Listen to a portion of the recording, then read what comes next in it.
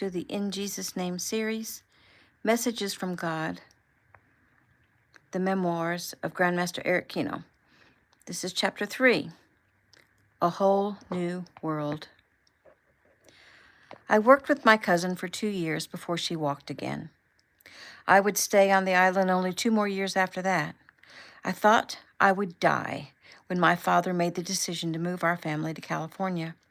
I thought my life was over. I thought I could not survive away from all I knew, and especially away from the sacred place where I'd discovered so many truths. Obviously, I was wrong. During the 2 years I worked with my cousin, I stayed absolutely focused on the goal. Kai would walk again. By focusing on one goal, I discovered it was easier, or more like automatic, to give the other parts of my life similar attention. From that point on, my grades never sank below an A. Chores at home were completed quickly and efficiently each day. Even my bedroom was neat and tidy, which almost seemed to trouble my mother. I believe she thought that I was sick or possessed. I tried to keep my body healthy by eating clean foods. I stopped eating sweets. I meditated often, studied often, prayed continuously. As a matter of fact, I lived in almost a constant state of prayer. The main way I seemed to soar was in my father's martial arts classes, which he'd begun teaching when I was only a toddler. He did this to help earn extra money to make improvements on the farm. My father, though half white, was also of Chinese-Hawaiian descent, and with that mixture of Chinese and Hawaiian, he taught a combination of Chinese Wing Chun and Hawaiian Lua.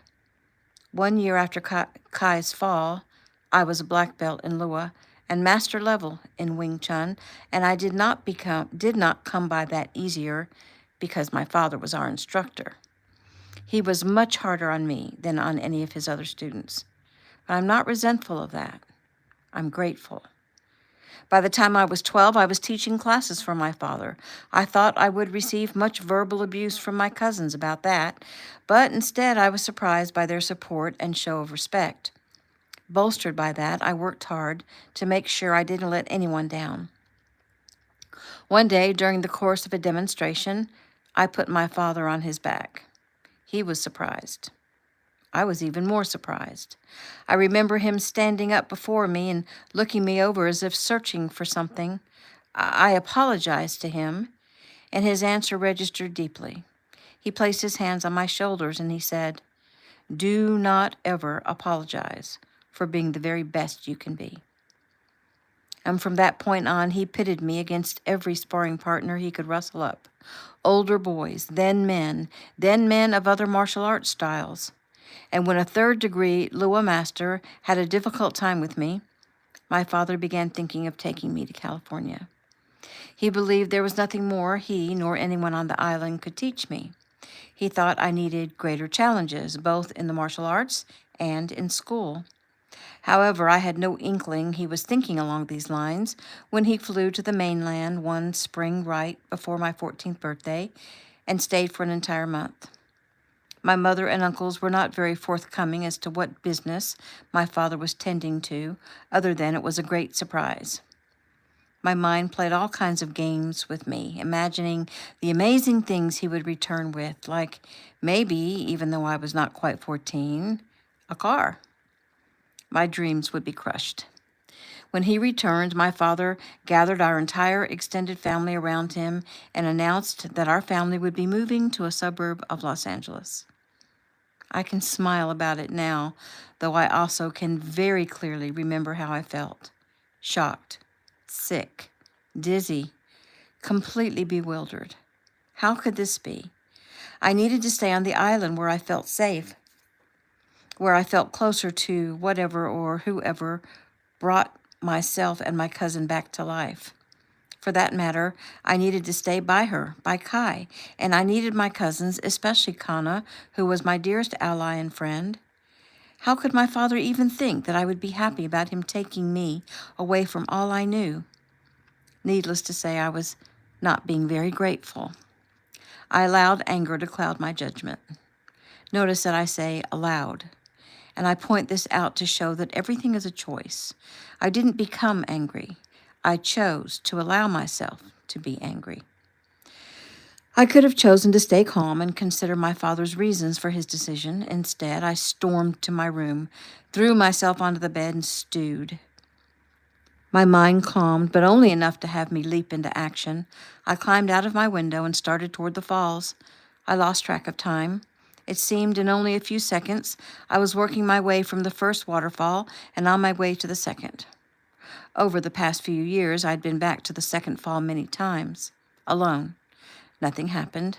No hole opened up and swallowed me. I usually wound up sitting and praying and meditating in the small cave at the middle landing of the second fall. That day, though, I circled around the second fall to the valley below where I'd been found. The man, my angel, whose name I did not know, had said there was a sacred place nearby, and I wanted to be as close as possible to that place. That day, I was gone some time, sitting in that valley, meditating and calling out with my mind. Eventually, my father arrived. He came to me quietly and sat next to me, folded himself into a full lotus, and sank into his own meditation. This touched me deeply. I had not been very respectful to him when he'd sprung the surprise. Yet, as I sat there beside him, this strong, powerful man, I felt only his love emanating. It flowed forth from him to me, enveloped me, and tears formed in my eyes and fell upon my cheeks. I reached out and touched his knee, and he placed his hand upon mine. I opened my eyes and looked at him. "Tell me," he'd said. "It's time." So I did. I told him everything.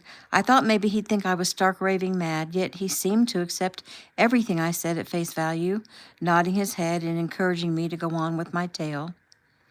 The only portion I didn't tell him was about the dark forces that may be working against me, for fear I may be endangering him. When I finished, he sat thinking for several minutes, and then he nodded his head. He said there was something he must now tell me. He'd had a dream. These are the words he spoke. "In my dream, you were in a cage. At first, I thought it was just made of wood, but as I looked closer, I could see that the cage top and bottom were made of earth and rocks and covered with grass and even fruit trees, and the cage bars were trees and vines and flowers. I decided that the dream was easily enough deciphered. After all, you'd been trapped in a hole somewhere on the island and held captive for days. The cage represented this event, or so I thought. That day, though, when I realized you had far surpassed anything I could teach you, it came to me that you are still being held by the island. The island is your cage, keeping you from progressing further. I meditated and prayed on the matter. Each time, more and more, I felt strongly that your path lies in a larger, more populated area. I felt strongly that you are a bright light in this world, and as cynical as it may seem, I also seem to get the message that there's a darkness working to put out that light." Well, now he really had my attention, for I hadn't mentioned the darkness to him. He went on, "You must get stronger, Eric, and brighter in order to overcome this darkness, and the only way for you to do that is to leave the island.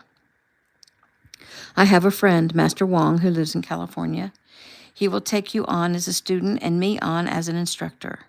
I will help him to run his 3 martial arts schools. We will live modestly, but we will have what we need." I was overcome. My father and mother loved the island and the farm and the land and the waters as much or more than I. They would be giving up their lifestyle, really their everything, to help me. They would do this for me because my father was enlightened and wanted me to fulfill my destiny. No, not destiny, for that insinuates that I have no choice. It was a path I had chosen, and he wanted me to be able to walk my path. And I had acted like a badly behaved, ungrateful, spoiled child.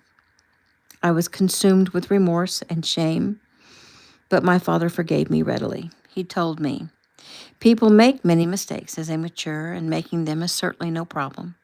The problem lies in not learning from our mistakes." And then he also said, It's possible that we will make the same mistake more than once, because sometimes learning takes repetition, and therefore we should not become discouraged.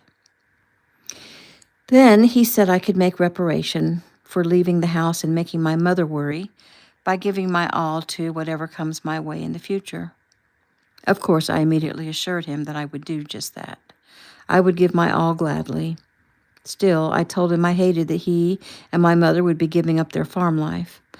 However, my father quickly assured me that the farm would still be here when they got back in 4 years, for they intended to return as soon as I graduated from high school and was on my way to college.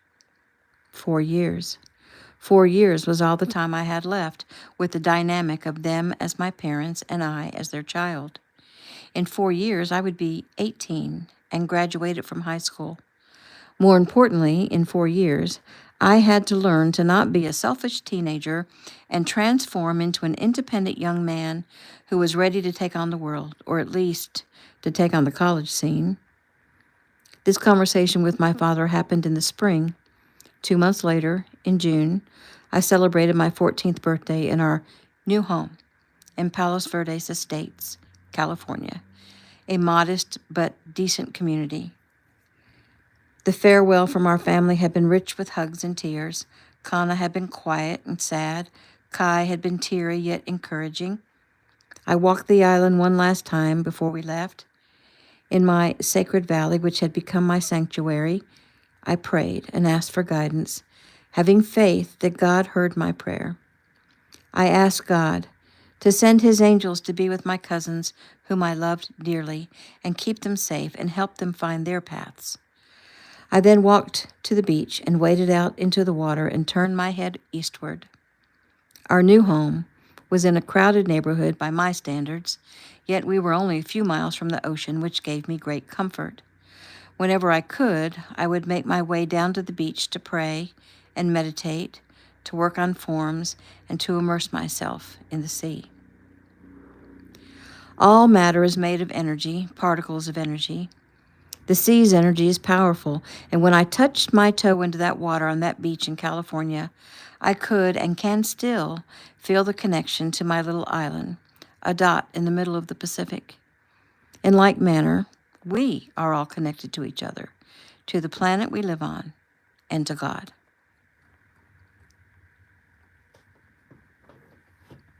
Chapter 4, Stumbling Down the Correct Path.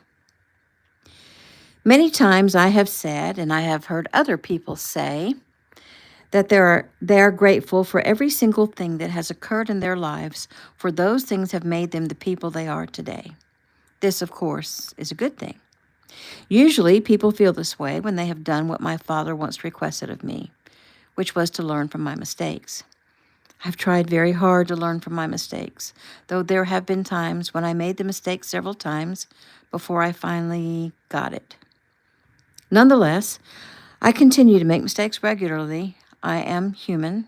I cannot live perfect enough to save myself from paying for my sins.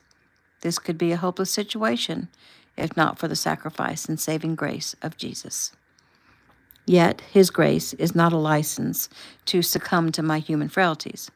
My angel told me the more worthy I live, the more I will hear God's voice, because I will be in sync with him. Jesus wants us to strive to be good and holy and pure, and therefore I do. Hopefully, every time I mess up, I will continue to learn a little more so that I may continue on a path of evolving.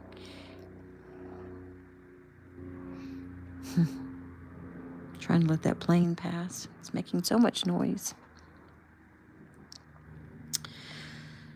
Hopefully, every time I mess up, I will continue to learn a little more so that I may continue on a path of evolving. Evolving into what? Into a better person, a person of light and strength and honor, integrity, kindness, love, and compassion.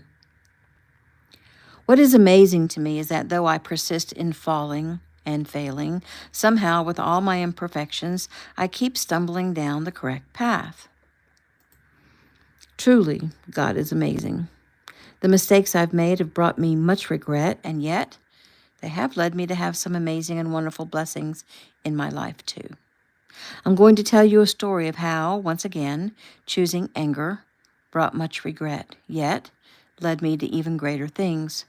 There is a yin and yang, good and evil, dark and light, in everything. In the first line of this chapter, I stated that people are grateful for every single thing that has occurred in their lives, for those things have made them the people they are today. It's my use of the word occurred that gives me pause. I prefer to acknowledge that life is a series of choices. Things don't simply occur or just happen. Now, it may occur that someone else's choice affects me. Still, how I choose to handle that occurrence is what's important. Though I do not excuse the actions of the antagonist in the story I'm about to tell, I can only hold myself accountable for the choices that I made. The first summer after my family's move to California was spent training with Master Wong, a man for whom I have great love and respect. I gave my all as my father had requested, and I progressed rapidly. Master Wong pushed me hard. I don't give up easily on anything, and it never crossed my mind to say the words, "I can't," when he'd asked me to do 20 more push-ups or to move faster. I did my best to give him whatever he asked of me, and it paid off.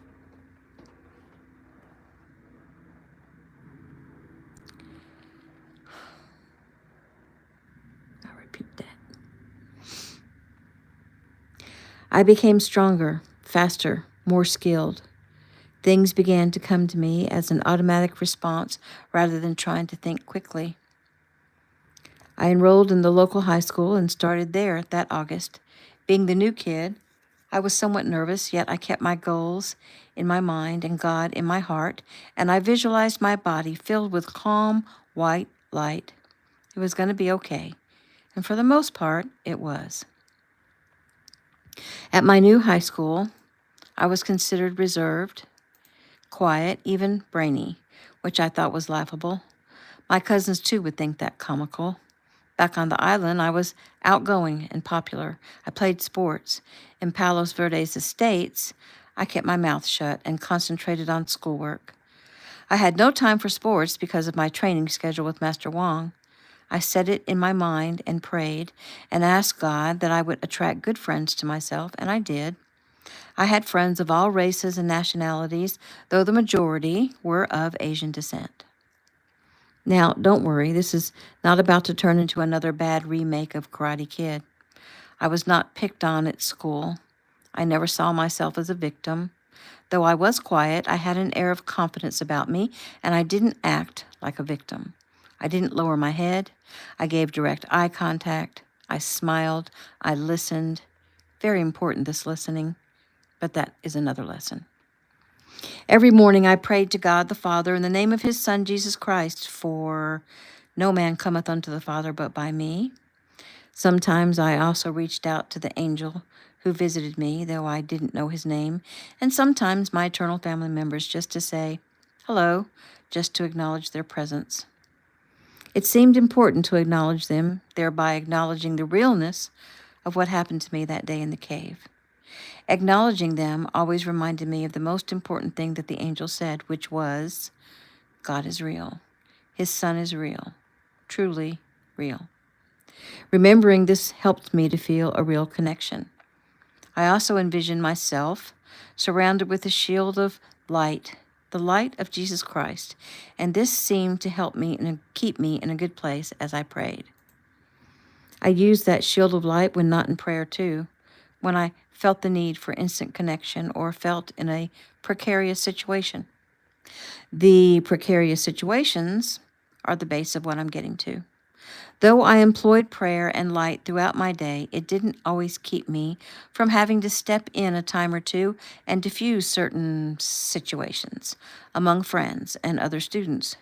Usually all it took was for me to say something funny to lighten things up. There are many stereotypes attached to the martial arts world. People believe that martial artists are prone towards violence and always looking for a fight. In actuality, it's just the opposite for those who are true to their art. Yes, there are those disciplines that teach aggressiveness. That was definitely not my art, nor my father's, nor Master Wong's. Martial arts is much more than throwing a punch or a kick. It's the complete control and mastery over body, mind, and spirit. Master Wong and my father taught their students to do everything they could to avoid a fight, not out of fear, but because physical violence should always be a last resort and should only be used to protect one's life or to protect the innocent. I have done my best to stay true to my art. I have had some slips. My senior year in high school was one of those slips. By that time, I'd become confident and powerful. I was already teaching classes in Master Wong's studios. The young students I trained seemed to excel more than others, and it was becoming evident that I had a knack for connecting with students. In my own training, I dominated my sparring partners, yet I had never actually been in a real fight. Unfortunately, my senior year, when I finally felt I had to fight, I believe I did not do so honorably. That one slip caused me and those I love many years of heartache. And yet that one slip also brought people into my life who would teach me many things about love and life and change me forever. That is part of what I mean by stumbling down the correct path. What I did wrong was let my anger take over. For dramatic flair, I could say that I gave in to the dark side. It sounds silly, yet that is exactly what I did. As stated earlier, I'd been able to diffuse situations fairly easily up until my senior year. Unfortunately, there was this one kid, also a senior, who seemed to have built up quite a bit of resentment against the Asian students.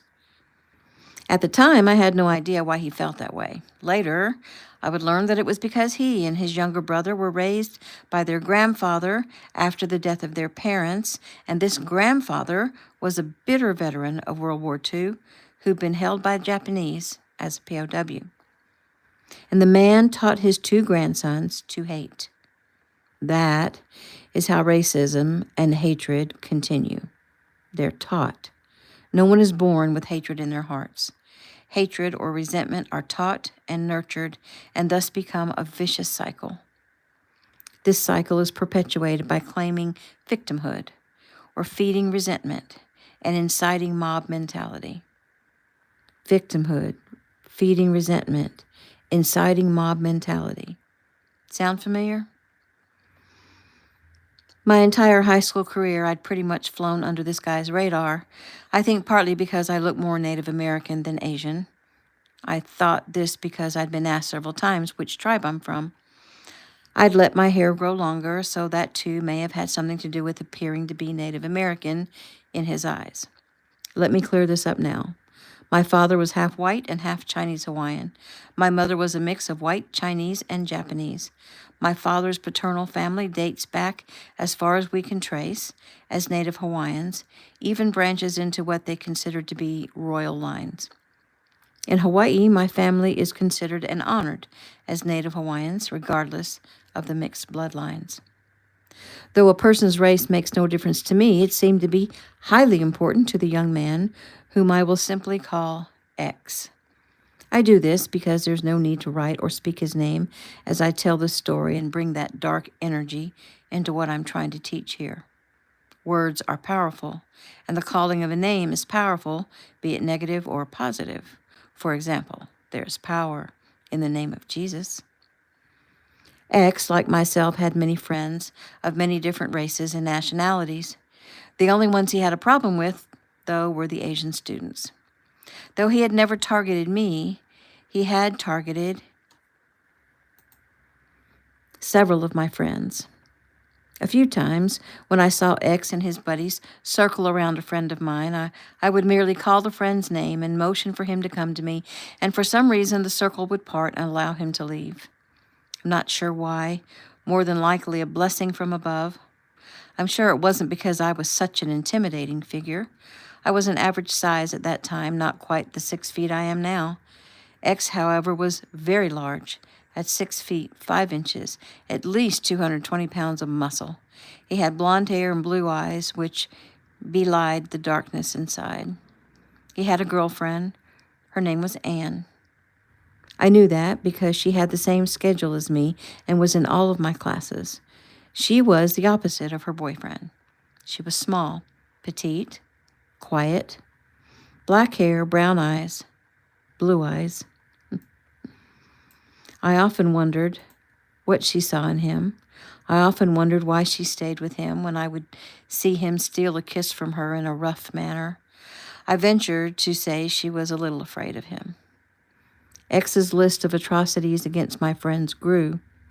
He pushed one into a locker and bloodied his nose. He tripped another. He destroyed a friend's school project as he walked with it to class. All these things took place when I wasn't around. I couldn't be everywhere at once, and it grated on me as I learned about each incident. I felt like I needed to do something. There was a new kid in school, young Lee. He was a junior. He was Korean. He was a nice guy. He was a catalyst. He was not afraid of X. One day, when X knocked Jung's books out of his arms, Jung expressed his opinion loudly and indiscreetly, and he gave X a warning. X did not take kindly to this, especially not in front of his many friends. That day after school, X, with his gang as spectators, trapped Jung as he walked home. From what I heard the next day, Jung held his own for a minute. He was trained in Tang Sudo, a Korean martial art. Still, X was simply too big and too strong for the much smaller Jung. Jung was beaten severely and ended up in the ER with a broken arm and head trauma. I remember thinking, if only I'd been there. I may have been able to defuse the situation, or as a last resort, step in and protect Jung. I and some friends went to visit Jung at his home. The look of him, swollen, bruised, and broken, it made me sick. And I became furious, enraged. I wanted revenge. Why had X not been arrested? Why had Jung's family not pressed charges? Of course, fear was involved, fear of reprisal, fear of even worse, ostracization. I made the decision on my own that I would have a word with X myself. I did not pray about this decision. I did not discuss this decision with my father or with Master Wong. I can look back now and know that I did not consult them because I thought they would give me counsel that I had no wish to follow. In other words, I made a choice to discard the counsel of two men for whom I had great respect and give in to the need to vent my anger. I also made the decision to leave God out of the equation, which was a huge mistake. It was a conscious decision. I chose to confront X, and I believe I actually hoped it would lead to a violent confrontation. I would learn later that both Master Wong and my father would have supported my decision to speak with X. However, they would have gone about it a different way, privately and calmly, no anger nor fear, and see if I could come to understand his thinking. Had I done so, I may not have suffered such grave consequences. Who's to say? It was a path I chose and one I walked. I've lived and learned from my mistake. I have asked God for his forgiveness. It so happened that I usually saw X in the lunchroom every day, so I strode straight up to his group, some whom I actually considered to be my friends too. X, his girlfriend, Anne, and a few more guys and girls leaned against a far wall, while the others stood with their backs to me as I approached. A friend of mine nodded at me as I approached and murmured my name in greeting. The ones with their backs to me turned, but I stepped around them and moved right up to X. I began reasonably enough. I asked X why he thought he could assault someone and suffer no consequences. I told him I knew it was him who put Jung in the hospital. There were a few snickers, and that fueled my already existent anger. I told him there would be retribution, and that I'd better not hear that he hurt anyone else ever again. He stood up straight and moved close to me. This was supposed to be a form of intimidation. I was not intimidated. One of the dual friends spoke up and informed X that he should disengage because I was a third-degree black belt. This seemed to intrigue X more than deter him, and so the scene was set. He'd hurt a friend of mine. If he dared touch one other person, I would deliver my retribution. You see, I didn't give him an out.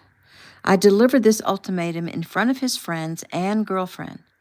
If he backed down, he would lose face.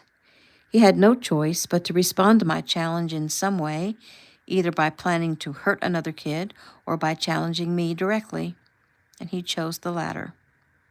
I remember seeing his girlfriend touch his arm in an effort to calm him down, and he slung his shoulder, shoving the small girl backward against the wall. It seemed the entire lunchroom knew something was stirring, and the crowd around us grew. I remember expecting a teacher or a principal to break it up any second, and that would have been a perfect out for us both. However, it didn't happen, and the fight was on. I remembered enough of my art to not want to be the one to throw the first punch. You don't start a fight, but make sure you finish it. X made a few crude remarks about myself, my family, about all the Asian kids in school. He was fueling my rage on purpose. I suppose he thought I would get so upset I would make a mistake, but I took every single word he said and inwardly vowed he would pay for it. Some kid urged X to just do it, and he took the advice, and he swung at me. The fight ended quickly, probably in less than a minute. I made short work of him. He was untrained and unfit. With my very first blow, he staggered. I didn't want him to get out of it too quickly, though, because I wanted to punish him for all he'd done to Young and all he'd said. So I gave him time to rise, only to knock him down again, and then helped him up myself so I could do it again. It was completely one-sided. I even said things as I toyed with him, to embarrass him in front of his friends. Those words, full of darkness, may have been the straw that broke the camel's back, which in this case is a metaphor for X's mind. Just before faculty arrived, some of X's friends helped him up and drug him away. Sounds like a grand story with the hero's ending, huh? Hardly. What I did would come back to haunt me time and time again. It would cause pain not only for myself, but for the people I loved most in the world. So what is the moral to the story? Is it be a pacifist? Don't get involved in other people's problems? Or bury my head? Or stand up and do the right thing? As I'm sure you expect me to say, I strongly believe in standing up and doing the right thing. I'm not a coward and will always face up to what has to be done. That is what a man does. Still, did I do what had to be done? I had not been true to my art. I used physical violence out of anger and resentment. No one's life was in danger. I did it out of pride. My ego was involved. I was hurt over my friend's injuries, though even he and his family did not go down the road that I had chosen to take. Here's one moral to the story. Revenge is a dark and dangerous road to take, much more so for the avenger than for the one upon whom revenge was aimed. A few minutes ago, I asked a few questions. I will address them here. Firstly, pacifism. Secondly, not getting involved in other people's problems. And thirdly, should I bury my head? Number 1, pacifism. Pacifism. The belief that any violence is unacceptable and unjustifiable. Because I am a martial artist and yet believe in peace and harmony, many people have asked me how I can reconcile these two things, and usually begin with questioning how I feel about pacifism, expecting me to berate the belief. Well, I would never berate one's choice of a life path. To berate would mean I would have to judge them, and who am I to judge? Life is a series of choices. We may not realize, though, that many chose the path they follow before they were ever born into this human existence. It is given for some to choose the path of a pacifist, just like it is given for some to choose the path of a warrior. I do not judge either, and I love both. The pacifist will find a peaceful means to an end, to end a confrontation, or will accept annihilation. The true warrior's path is surprisingly similar. The warrior will find a peaceful means to end a confrontation. He, however, will rise up and challenge annihilation. He will suffer injuries to himself in order to protect and defend those who cannot or will not protect themselves. It is a pacifist's right to practice peace, and it is a warrior's right to defend and protect that pacifist. Both of these things without either passing judgment on the other. It's a fine line the true warrior must walk. The moment he allows hatred or anger or revenge into his heart, he is defeated. His goal is to be strong enough to be gentle, powerful enough to be kind, large enough to shield, wise enough to understand, disciplined enough to restrain, and open enough to love. Number 2, should we just not get involved in others' problems? Well, I always say, get involved. Though I always caveat that with never force your will, your religion, your morals, or your judgment on anyone. It is not wrong to help someone with their problems. However, remember to focus on the solution instead of the problem. Don't commiserate. That only adds energy to the problem.